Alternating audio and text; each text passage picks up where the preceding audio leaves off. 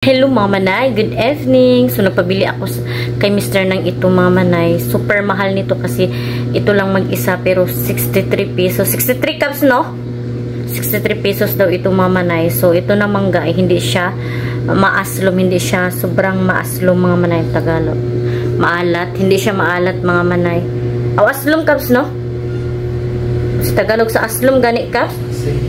Ay hindi siya maasim mga manay. Ano to, Mingbo Carabao siya, napakalaking mangga, ayan. So, nag-crave ako nito. So, kakaiba talaga ako mga manay kasi madami akong gustong kainin. Lahat ng pagkain kinakain ko talaga. Wala akong pili basta makain. Pero madami pumapasok sa isip ko kung ano yung gusto kong kainin. Gusto ko talagang bilhin. Kahit sobrang mahal, Ginoo ko mga manay. Ang hirap talagang magbuntis kung dami kang cravings. So, yan mga manay, anong hina natin? Buksan na natin to. Tanitan na natin mga manay. So, gamitan natin to ng peeler para malinis siya. Ito yung peeler mga manay. Super laki nito mga manay. Kapag hindi ko maubos, ilagay ko sa ref yung iba. At ilagay ko sa garapon. Para bukas may kakainin naman tayo.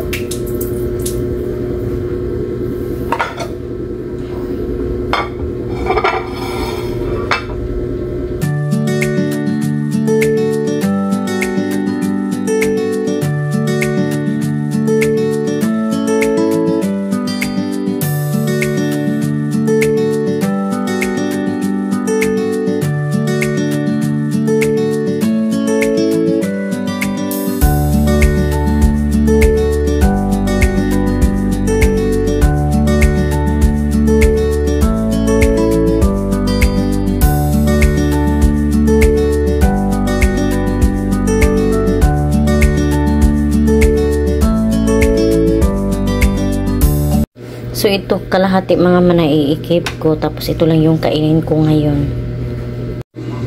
So, ayan na mga manay. Ready to eat. So, ayan, nag-prepare ako ng alamang na may sili. Tapos, nilagyan ko yan ng suka, asin, at saka asukar. So, super yummy. Let's eat na mga manay.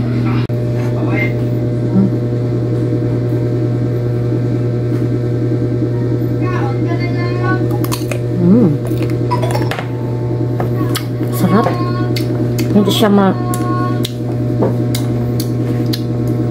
Hindi siya maasim, pero masarap siya.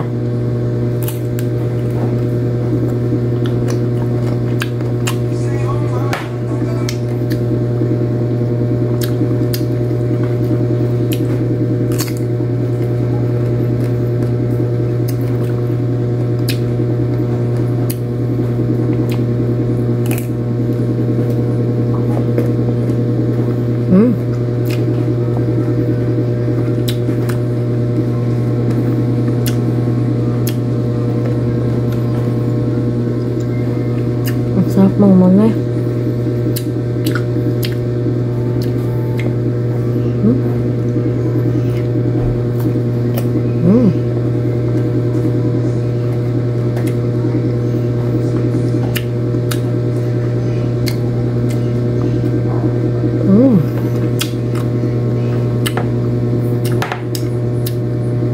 Feel na feel din ako ba?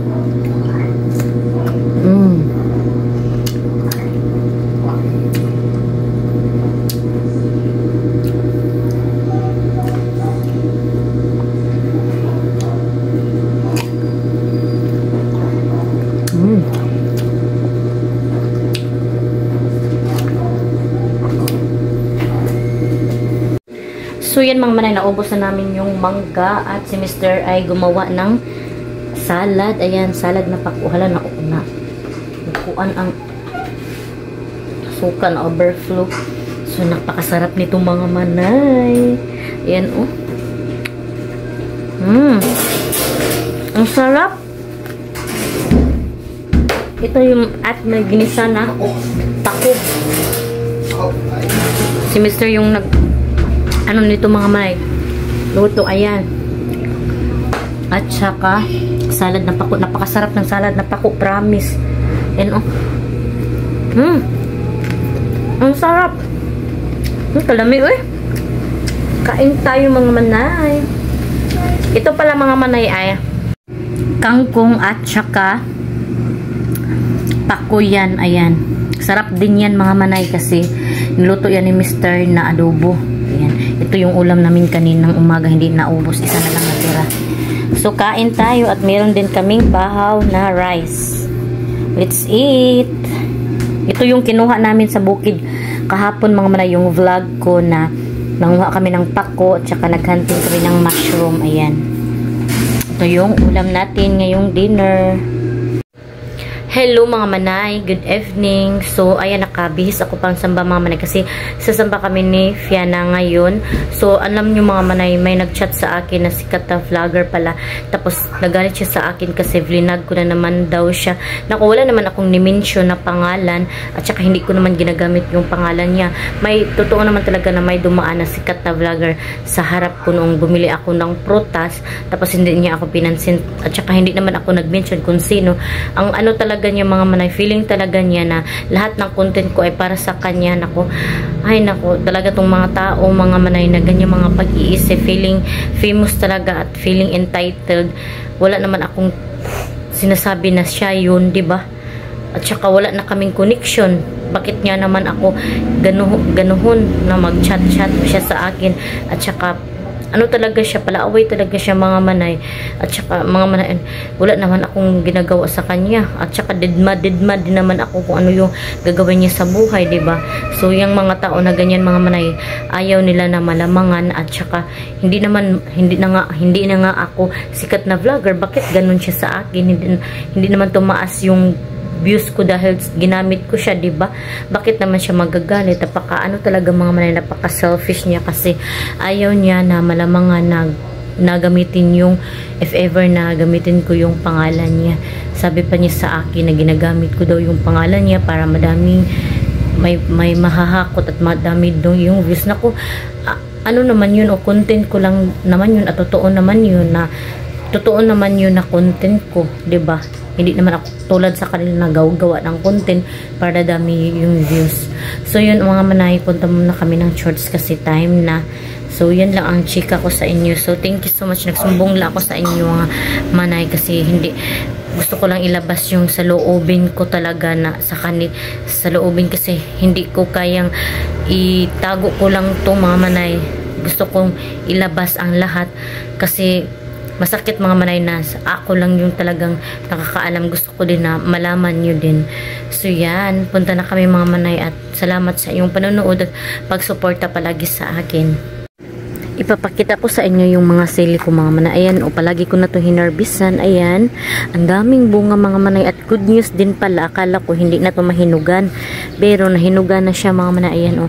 At kahapon pala ay nakaharvest ako ng mga hinog na sili. At ayan din yung mga malalaki. Nakuhaan ko na yan mga manay, kaya kunti na lang yung natira. Pero nalungkot ako sa tanglad ko mga manay kasi may nagpasyal-pasyal dito na aso. Tapos dito dumadaan, ayan, nasira siya. Tingnan nyo, oh. Tapos, ang mga kapitbahay namin ay kumukuha sila dito.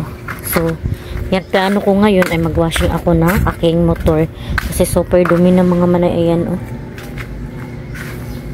So, wala pala dito si Mr. Kasi mga manay, andun, nag-duty siya kasi, ano ngayon, diba, ano pa tawag yan, kalag-kalag ba? Ayan, All Saints Day. So, hindi siya makauwi kasi nagbantay sila sa sementeryo. Ayan, linisin natin itong motor natin kasi madumi na.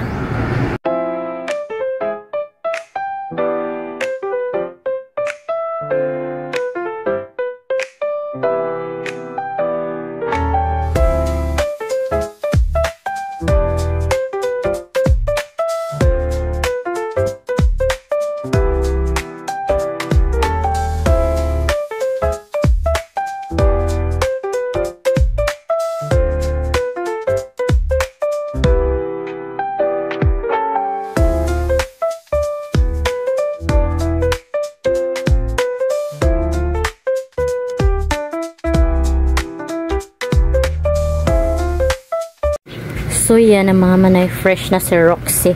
Hindi ko na sinabunan mga manay kasi wala. Ay, merong sabon pero okay naman siya kahit wala siyang sabon. Kinis naman siya. Ayan. So, maganda na yung motor natin. So, ang pangalan para to niya mga manay, si Roxy. Si Roxy pala to mga manay. Ayan. So, ano na lang, paugahin, patuyuin na lang natin. So, ganito katahimik ang lugar natin mga manay kasi mostly sa mga tao ngayon ay nasa sementeryo. Ayan.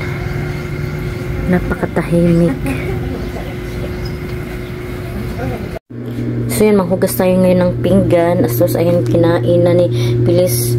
Yung puti lang kinain niya. Hindi niya kinain yung yellow. Imbis kayo nasa yellow yung nutrition. Sayang mga manay. So, ibahog ko na lang. Ipakain ko lang yan sa pusa.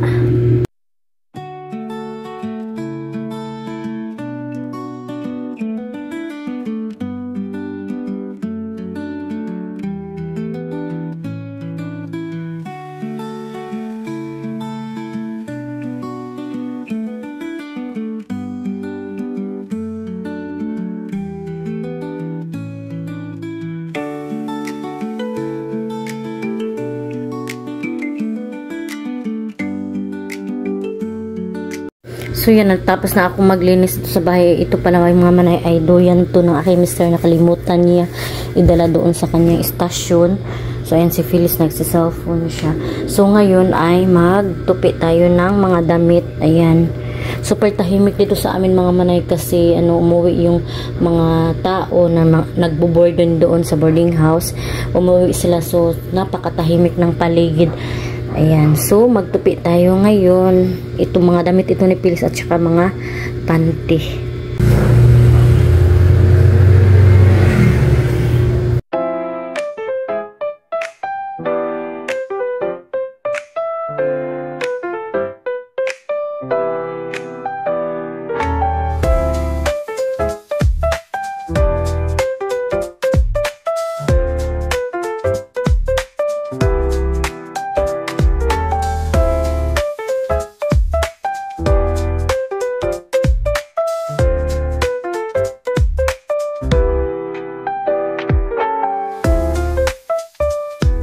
So yun mga manay, tapos ko nang tupiin yung mga damit ni Phyllis. Ito mga manay ay mga panty yan. So ipasok ko lang yan sa loob kasi naman yan, mga panty lang naman at saka panyo. So pasensya na kayo mga manay kung dito pa din yung ganap natin sa loob ng bahay kasi hindi na naman ako naglabas-labas. Naglabas ako pero sumamba kami ni Ate Fiona. So, ayan, pinawisan ako mga manay. Mas gusto ko talaga papawisan ako kaysa magmukmuk at ipasok ko na din yung mga damit ni Phyllis. So, thank you so much sa iyong panonood mga manay at sa mga nag-support sa akin at sa mga bagong subscriber ko. So, mga other day siguro ay magpunta tayo. Uuwi ako sa amin. Pero hindi ko pa sure. Hindi ko pa sure kung kailan ako uuwi mga manay kasi nga buntis tayo. Bawal mag-motor-motor.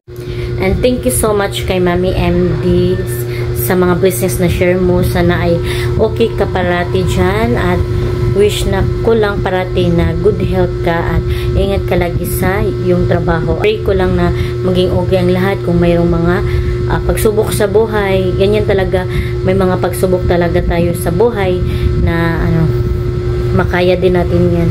So pray lang tayo parati mga manay na maging okay ang lahat. So, dito ko na lang muna i-end ang aking vlog. Thank you sa mga manonood. Sa mga hindi pa pala nakasubscribe, please subscribe my YouTube channel and click the notification bell para updated din kayo sa aking next video. See you in my next vlog mga manay. Bye-bye and God bless. Ingat po kayo parati.